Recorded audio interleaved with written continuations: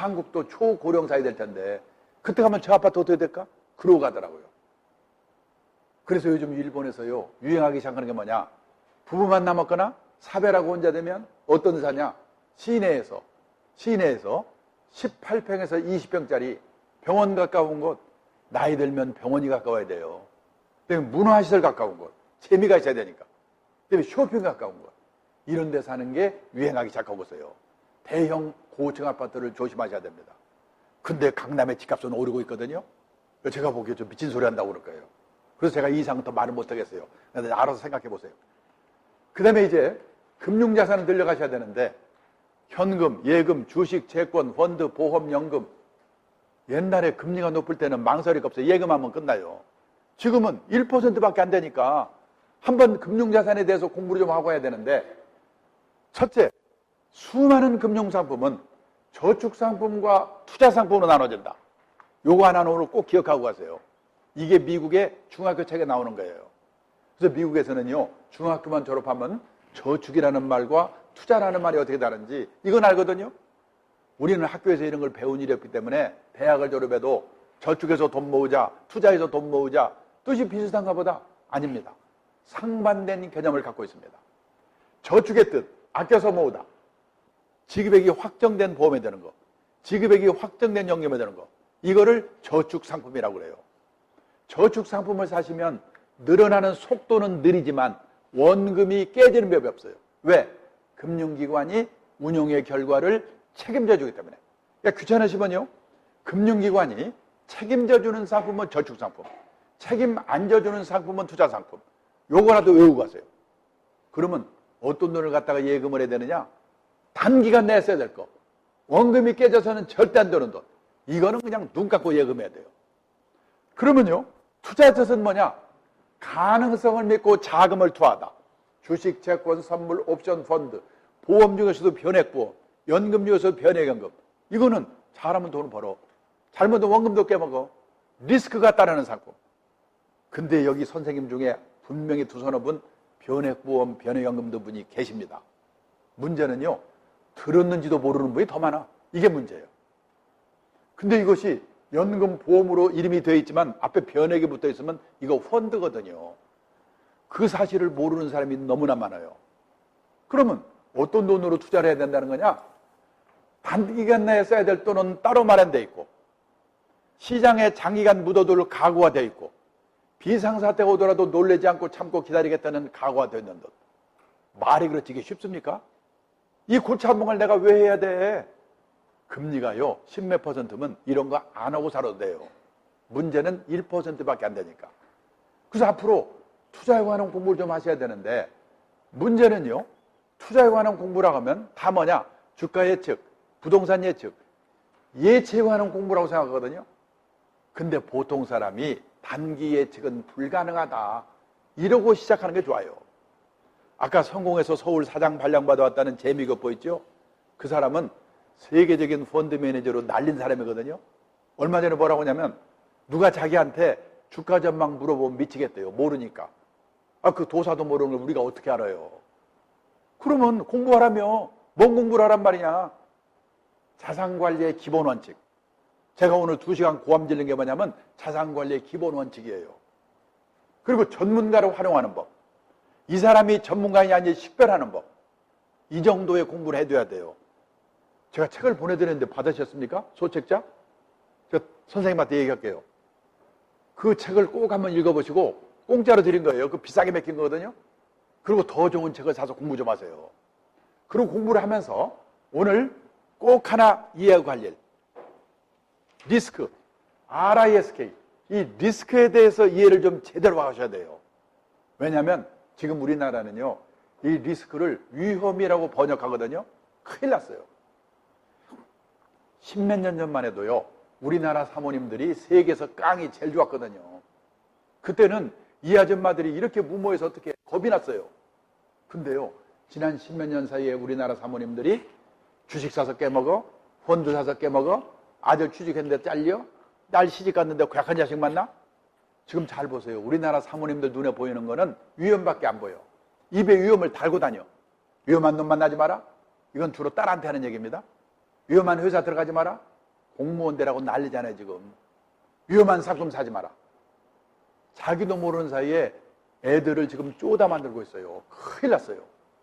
저는요, 리스크를 위험이라고 번역하면 안 된다고 봐요. 그래서 저는 그냥 리스크라고 그래요. 왜? 위험의 정확한 영어. 중학교 때 배웠죠? 데인저. 홍수 나서 죽을 위험, 폭탄 터져 죽을 위험. 이게 위험이에요.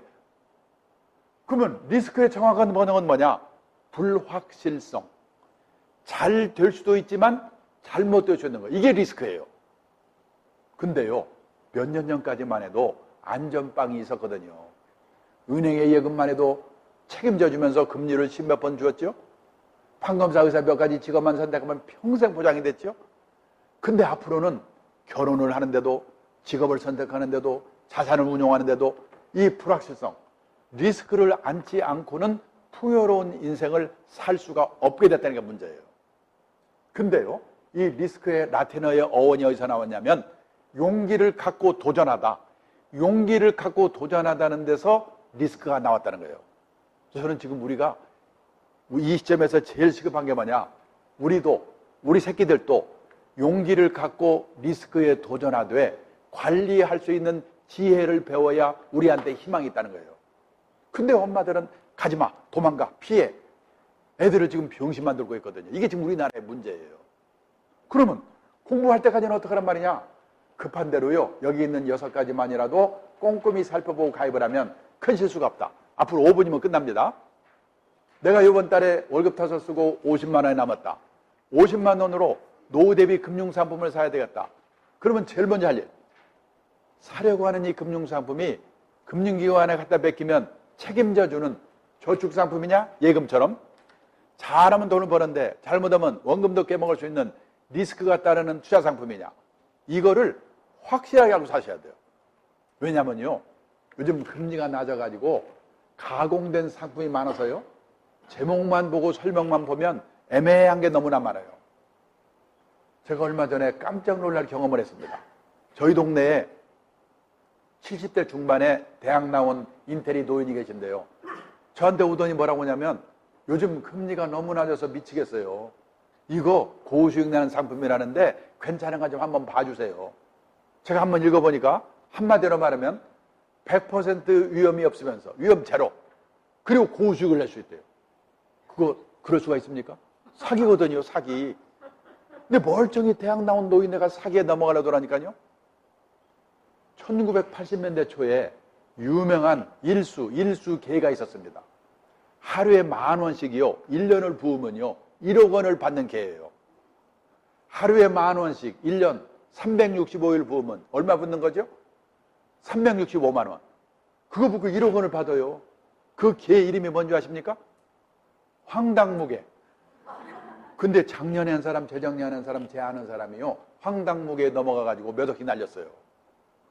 저희 옆집에 젊을 때 혼자 되시는 할머니 한 분이 계시는데요. 이분은 아들도 없어요. 사촌 동생이 신부인데 그 뒷바라지로 해줬거든요. 그 신부님이 암으로 돌아가시면서 사촌 누이한테 부동산 하나를 주고 갔습니다. 그거 팔으면 이분 잘 먹고 살 수 있는데 다단계 금융에서 금리 20 몇 % 주겠다고 팔아서 그거 넣으라고 그래가지고 넣었다가 그냥 다 날려버렸어요. 그분 나 어떻게 살지 모르겠어요. 그런 분이 의외로 많아요. 그래서 누가 와가지고 특히 순진한 선생님들은 많이 꼬시거든요. 뭔가 여기 기발한 상품이라고 와서 꼬시면은요, 그 내용을 꼬치꼬치 담당자에게 물어서 알고 하든지, 물어봐도 모르겠으면 하지를 말아야 돼요. 투자 원칙 중에서 제일 중요한 원칙이 뭐냐? 모르는 상품에는 절대 투자하지 말라. 1번. 두 번째, 이 예금처럼 맡기면 책임져주는 저축상품은요, 사놓고 잊어버려도 돼요. 투자 책임져 주니까. 근데 투자상품은 잘못하면 원금도 깨먹으니까 어디 가서 사느냐? 국민은행, 삼성증권, 농협, 여기도 중요합니다. 근데 더 중요한 거는 그 투자상품을 돈 벌게도 하고 말아먹기도 하는 데가 있어요. 무슨 투자운용사, 무슨 자산운용사, 운용회사입니다. 지금 우리나라에 170개쯤 있어요. 무지개 많아요. 이 운용사 중에서요, 실력 있는 운용회사가 운영하는 투자상품인가, 펀드인가, 변액보험인가, 변액연금인가 알고 사셔야 돼요. 그런 회사 몇 개 없습니다. 근데 그거를 확인하고 사는 사람이 100명에 한 명도 없어요. 이게 문제예요. 그걸 우리가 어떻게 확인합니까? 그래서 아까 말씀드렸잖아요. 앞으로 중요한 거는 소개를 받아가지고 믿을 수 있고 신뢰할 수 있고 실력 있는 전문가 한 사람을 알아두는 게 중요하다고. 그 사람한테 물어보세요. 근데 제가 어디 가서 강의가 끝나면요, 어떤 분이 저한테 오셔가지고 저 펀드 사서 깨먹었는데 어떻게 해야 돼요? 제가 물어봅니다. 그 펀드 어느 회사가 운영하는 건데요? 아직까지 그 운영회사 이름을 알고 대답하는 분을 본 일이 없어요. 여기도 분명히 계십니다. 그런 분이. 운영회사. 세 번째, 단서조항. 금융상품에는요, 단서조항이 있는 상품이 많아요.